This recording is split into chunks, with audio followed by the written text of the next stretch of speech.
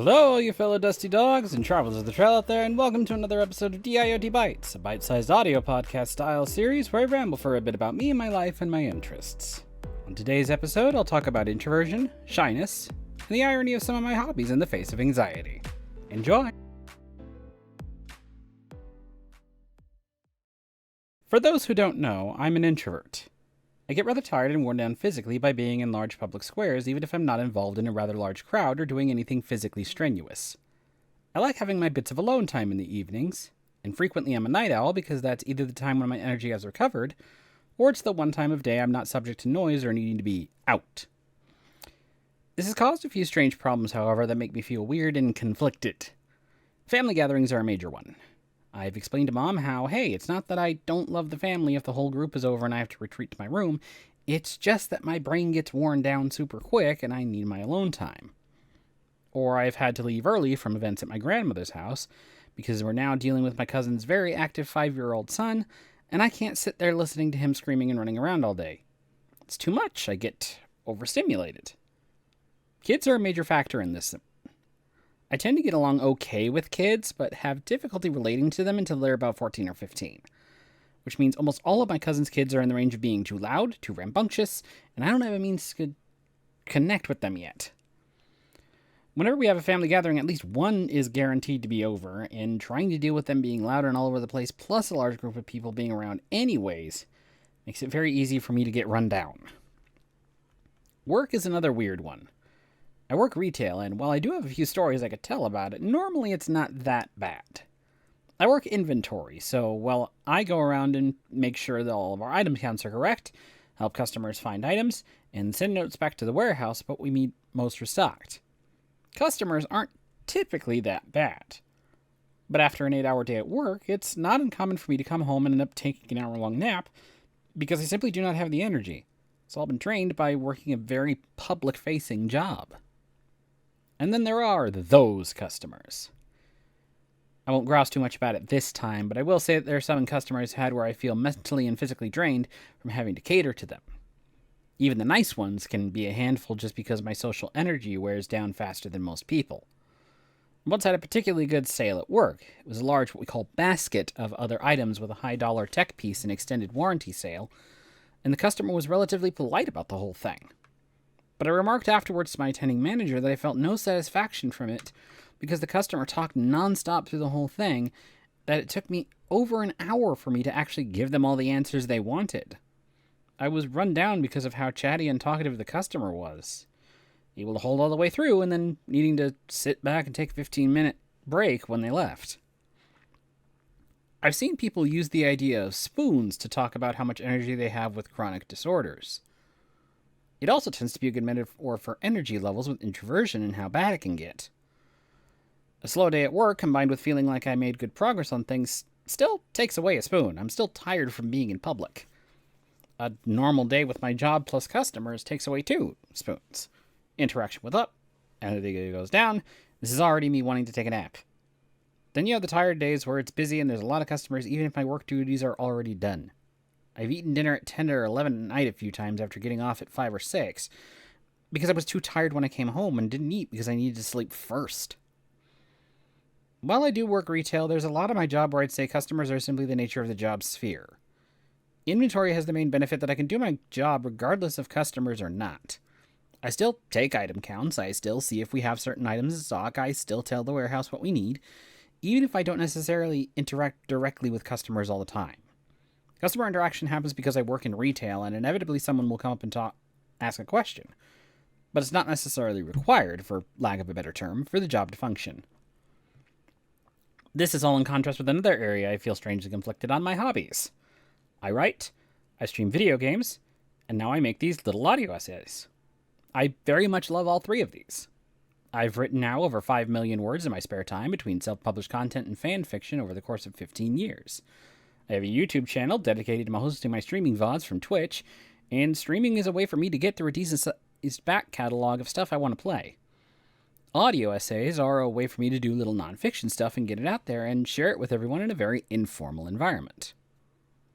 So what do all these 3 have in common? They require something of an interaction and presence on social media. And as a matter of fact, all three require a very forward presence on social media if you want to do anything with it or reach any sort of audience. The essays, at least, are easy.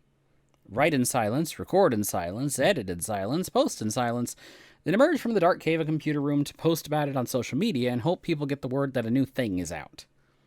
Writing is the same. Do all the writing and editing in private, then start marketing in public when it gets released. The catch is it must be done regularly, or else the audience dries up. YouTube is a good example of this. Post regularly and you're good and gain an audience. Post infrequently and they don't even put you in the recommendations as much, which seems kind of stupid why they don't just let them up there even from a profit motive, because it's another video or user could potentially draw ads, but that's for another time. And when your writing ideas are sometimes very niche or unusual in nature, it's not easy to come up with ways of advertising regularly enough to keep that audience, that engagement, going. The key word for why writing as a hobby is weird is that engagement. Writers should interact with readers and understand what it is they like about their work. In addition to an ego boost, it helps writers grow by understanding what their audience is interested in and what drew them to the work. On the inverse end, it allows readers to interact with authors and see the processes and depths and motivations behind a piece of work. And then you have someone like me, who is introverted and shy as fuck, who can barely interact with the user base for the thing I'm trying to advertise for. That shyness also plays a huge part in the introversion aspect. It takes a lot of regular contact with someone for me to start getting comfortable with them. I think there's probably a grand total of like 2 or 3 people that I know online that I don't know offline that I have some level of comfort with. Otherwise, my friend groups are very much the, hey, the introvert knows one of us, introduce him to the rest of us kind. I hardly interact with them unless there is that buffer, because it takes a while for me to get going. Not because I'm cold or indifferent, I'm just mildly anxious and would rather read the room and see what might be okay or not before really greasing the wheels and interacting. The introversion means it also takes a lot of energy to do that. So interacting with new people or people I hardly know takes a weirdly large amount of energy. Hence why social media for marketing is purgatory. It sometimes takes a lot for me to respond if I don't quite know how you're going to react to the response. Not to mention the 14 or 15 times I might respond to a message, only to delete, rethink, retype, delete again, leave, return, retype it again, delete it again, etc. This is not even getting into the biggest irony of them all. It may be different if I was just recording Let's Plays because that's once again done in private. The thing is, I liked the aspect of streaming because of the interaction element in live chat. People helping me out with complicated sections, or laughing at my reactions, or just me showing off games I enjoy and seeing the reactions of others. The irony, of course, is that this is an extremely public-facing hobby, from needing to market stream times to actual live interaction with chat. Yet I had the idea to stream about a decade ago and got the impetus to from the particular reason of live reactions. I remember, as I've mentioned in another essay, there was an evening where our internet went out, and we were trying to get it back online, and I sat around frustrated playing the original Crash Bandicoot and regular old Solitaire on the computer. I was frustrated with the outages, trying to get work done for college, but hindered by terrible internet. I was trying to take it out by playing games that required focus, but it wasn't working. What did calm me down was the idea of the reactions to my frustrations on the games might be funny. What if I was doing this live? Streaming still very much does both take up and require spoons. I do not post streaming schedules despite its potential as a streaming marketing strategy, because I have zero idea how I'm going to feel on a particular day. I stream my best on days off or on 1 spoon days, have a 50-50 chance to do stream or half stream on 2 spoon days, and won't at all on 3 days. And the 3 days are becoming more frequent. Because it's public facing, because it's live, it needs spoons to run or else I'll be exhausted. But because of how retail works, I generally have zero clue if a particular day is going to take 1 or 2 or 3 spoons. Streaming then generally devolves into a chance of 1, maybe 2 days per week. If I have nothing going on the days that I'm off, or I'm not in recovery mode from a day before. So what I have now is this weird combination of events where I have this response tree. Do I have work or family plans today? Yes or no. Do I have enough energy after that to stream? Yes or no. Do I have enough energy after that for writing? Yes or no. Writing is in there because it takes mental acuity. Even on a first draft, it becomes near incomprehensible and jacked up and in need of edits if I'm not in the right energy headspace for it. It's less spoon delegation than knowing where I have to stop so that I don't overtax myself for it. Is it any wonder it takes me sometimes weeks or even months to work on anything? I'm sitting here trying to figure out spoons when I've ordered too many damn plates. But I like all of them, and so here I am, trying to prioritize what I work on today and what can be saved for tomorrow, and then still go and overfill myself so much that I feel stuffed the next day. Thankfully, there is always stuff that can be saved for the background. Stream a few days, something chill or consistent or easy, and I can keep it in the background for weekly uploads to YouTube to give it a break. Work sometimes has odd hours to fill positions that mean a family event is going to be if the hours let me stop by at a reasonable time. With the way I'm spacing out the video editing essays and the style that they have, minimal editing of these to keep my natural pacing, I don't necessarily need to work on a video every day and can allocate that to streaming or writing something else. But the irony, she bugs me. In coming up with the episode topics and writing all of this stuff down, there's something that I've started to realize at least where some of my anxiety and shyness with regards to these hobbies comes from. In truth, it's something of a petty reason, but it warrants being mentioned because it's very much a small thing that snowballed out of control, because I didn't realize it at first until I was writing about it. It's imposter syndrome. It took me forever to realize it, but that's the only thing it can be. And it's even weirder and more complex than I realized. Imposter syndrome, for those who don't know, is an evil to the mind like no other. It can attack you whether you are successful or not in your chosen fields. If you're doing badly, it convinces you that what's you deserved, that you're not good enough. If you're doing well, then it was all a mistake. They'll see how bad you really are soon enough. If you try to overcome it by finishing a project, either you won't finish it, which proves how bad you are, or you finish it and expose your terrible ideas to the world. Or you finish that project and I'm going to show them and immediately start asking, but they'll see how bad it is next time. It's a monster. Something that consoles and terrifies new people to any field is that imposter syndrome can affect those who have been in the business for years. It consoles them as they realize, oh hey, they get it too. It's something I have to go through, but I'll get over it. It then terrifies them with, wait, so I can't ever avoid it? And no, you can't, unless you're some weird person who doesn't have a brain in their head.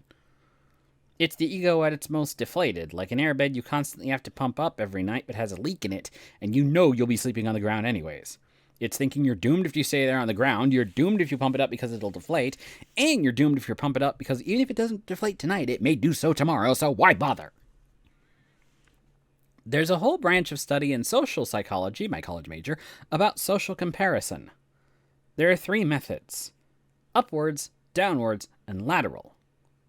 Upwards is comparison with people who are better off than you are. Downwards is comparison with people who are worse off than you are. And lateral is comparison with peers in your group. Normally, you use upwards comparison as motivation because you want to match the status and qualities of the group you're aiming for, and you use downwards comparison as defensive bias because you're doing better than they are, at least. While there are many virtues of social media that I want to go over at some point, social media has turned upward social comparison for me into a negative, defensive mentality. My brain looks at the upwards comparison, notices certain things about them, tries to emulate, and then imposter syndrome comes in and goes, what the fuck? I'm doing that. What's the problem? Now, I hold no real negative energy towards the people. This is entirely me and my fault in doing it, and I think it's important to recognize it. It's jealousy, plain, pure, and simple. The group of people I'm trying to compare myself to may not necessarily have certain advantages over me. I just can't grasp what's going on, and my introversion and energy makes it difficult just to get there. Imagine that you're at the edge of a crumbling cliff with a bunch of others and see them grab a rope and climb up to save themselves.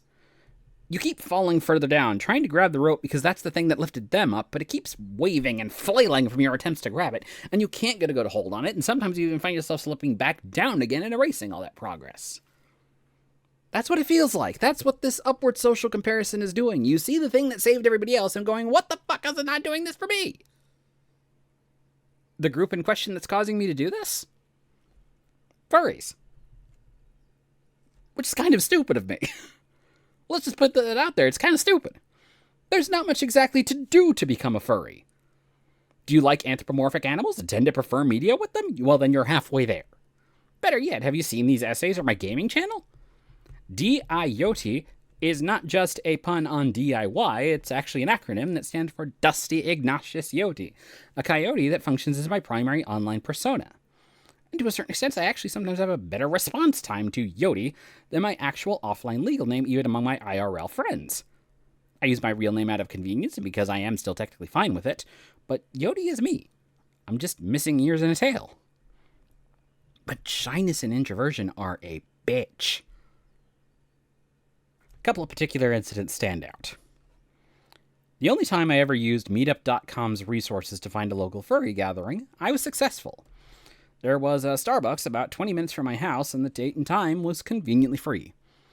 I got in the car and started driving over to the Starbucks and got in line for a coffee while scouting out the location for the group. Didn't take long to find. The group in the corner was sitting around looking at sketchbooks that very obviously contained anthropomorphic art. And one or two of them were also using names that I'm pretty sure were not normal. I stood in line, got my coffee, and walked right out the door.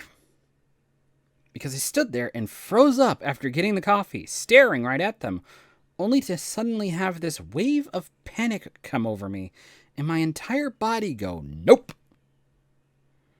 The main reason I remember this incident is because I left the store with my coffee, got in the car, drove home, and then was on the verge of crying while listening to Echo and the Bunnymen's Bring on the Dancing Horses, which some of the main lyrics go like this.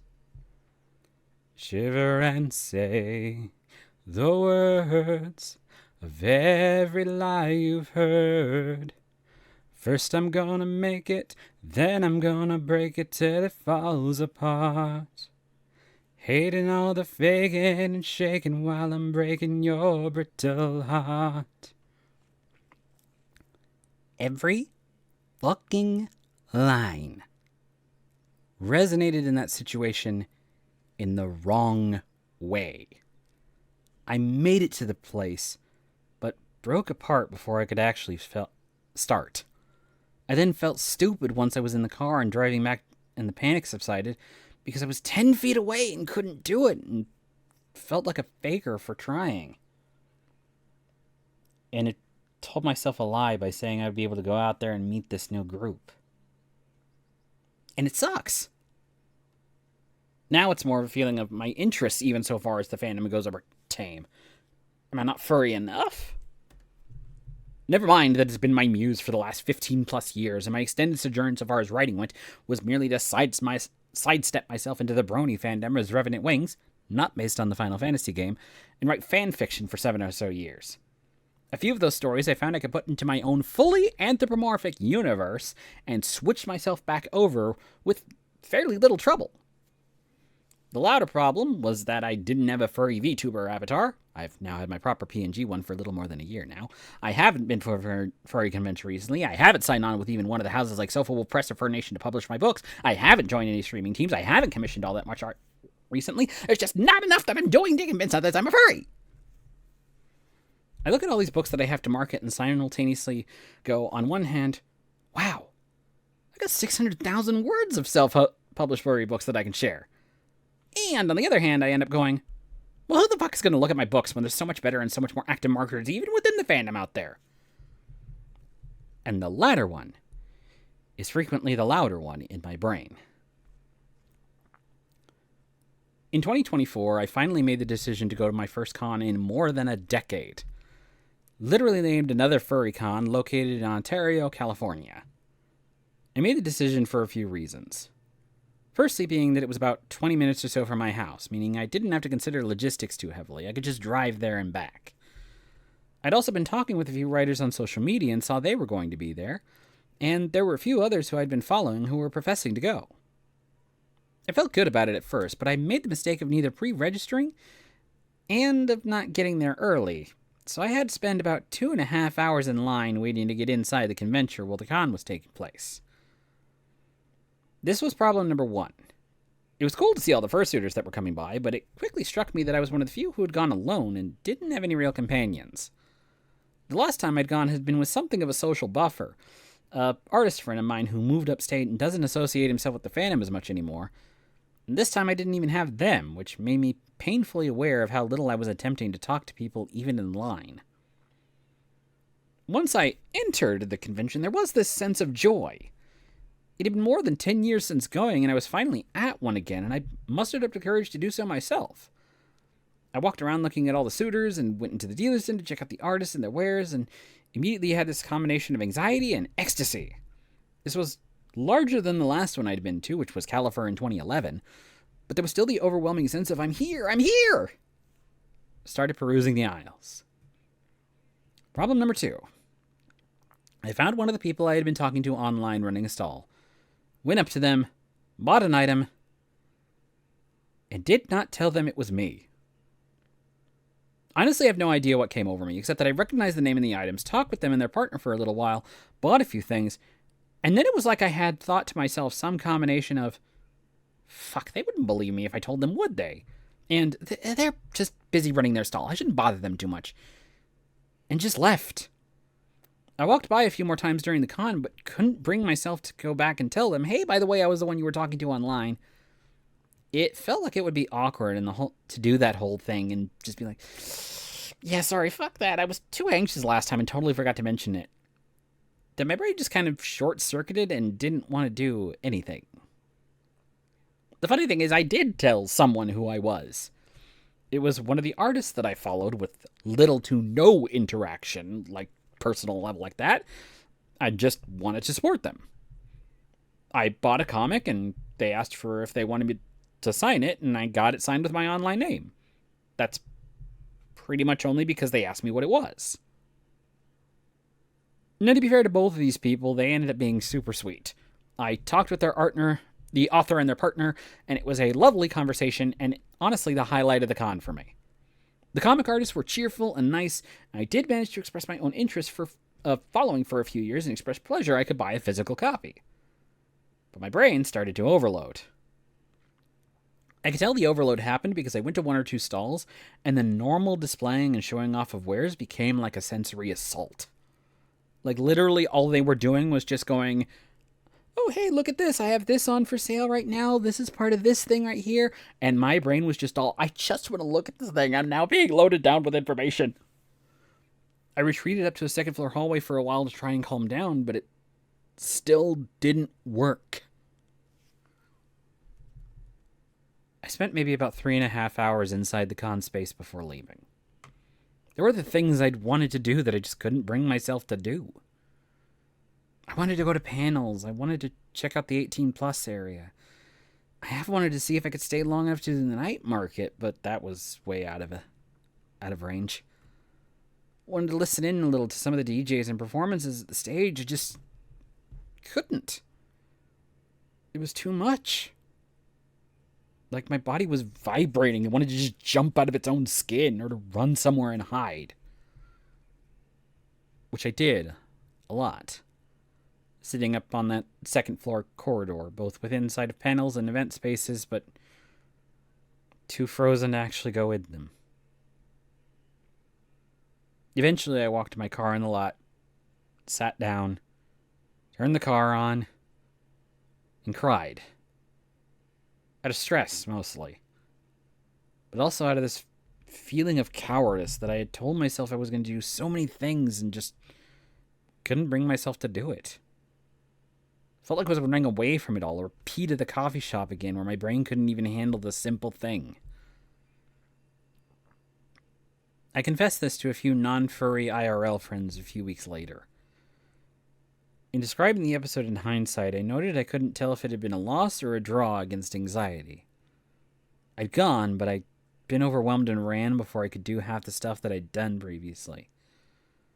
I didn't feel very good about it and wondered if I made myself look stupid over it.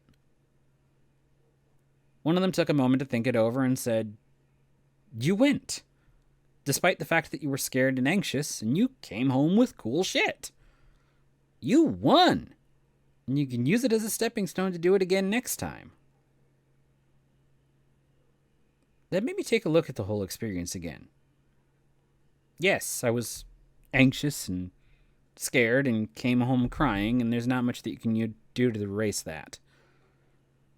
But before all that happened, I did manage to talk to someone I knew from online, bought 2 books and a pin, and got a signed book from a comic artist I knew of, and had the con badge as proof it all happened. So next time, maybe I'll arrive earlier, and definitely do pre-registration so I'm not sitting there stewing in my own thoughts for so long beforehand. I'll slow it down and take my time buying things and slowly build up by chatting with a few others without the stress of introducing myself. There was someone selling badges at AFC that had things like shy but want to talk to people, or social anxiety, please be gentle, and I would want to buy one of those early. There were also con spaces I didn't fully utilize, areas that were meant for decompression and talking without pressure that, yeah, I should have used better. But next time, I'll know better. I'll be better prepared.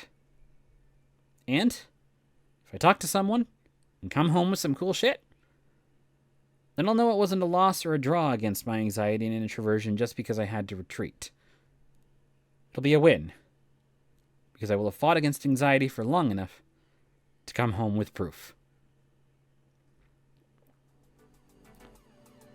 And that has been your bite-sized nugget of storytelling for today.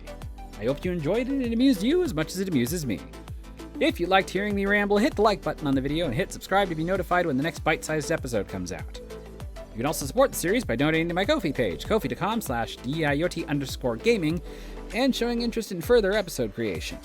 But for now, it's time for me to head out. So until we meet again on these dusty trails, have a howling good day. Take care.